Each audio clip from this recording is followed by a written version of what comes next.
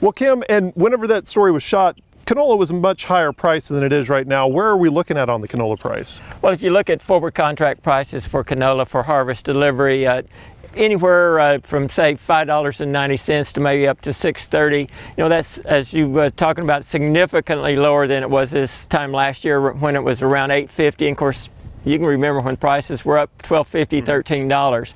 Canola prices have fallen mostly because you've got lower soybean prices, soybean meal prices, and soy oil prices. That's the market that determines our canola price. Now, there are people looking across the state taking a look at the wheat crop on the wheat tour. What are they finding? Well, I think they're finding that the wheat crop is significantly higher than what I was talking about, say 3 weeks ago, 4 weeks ago. You know, I was right at 75, 80 million bushels.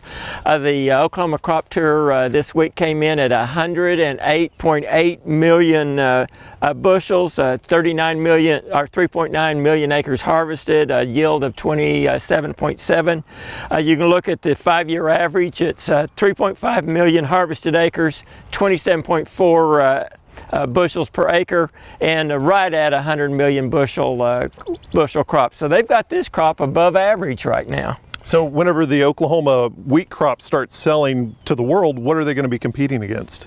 Well, if you look at what's being produced in the foreign markets, you get the reports from all over the board. The general consensus is that it will be 26 billion or more. That's well above average. That's a sufficient amount of wheat. And if we get a world crop at 26, say 26.5 billion bushels, we're going to keep prices relatively low. Now, digging more into that, what are the prices going to be? Well, you know, this week they bottomed out again. You look at that Kansas City July, or that KC July contract price.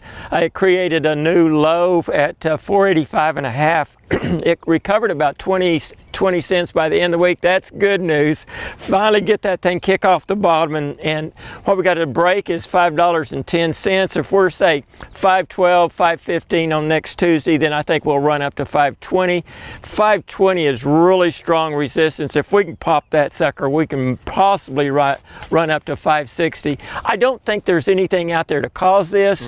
What's causing our price movements up and down are the funds, but the good news is the funds, I saw one report, they're short of, say, 100,000 contracts, and they've got to come out of those contracts sometime, and when they do, that's probably going to create a little price rally. Now, you're famous for your third and a third marketing strategy. Let's talk about that. What should producers be thinking about when it comes to marketing that way? Well, with lower prices or below average prices, I probably wouldn't sell a third, and a third. I'd probably say modify that and sell a fourth at harvest, because the odds are higher that prices will come up than go lower. So I'd sell maybe a fourth at harvest, a fifth at harvest, something like that, and then to sell the remainder of it, say in 3/8 lots or different, equal lots in that September, October, November, December time period. So you're changing the fractions on us. We'll make it through it though. Just like last year, remember we said prices were $7.50. They were above average. Said sell half at harvest and sell the others in the fourth later in the year.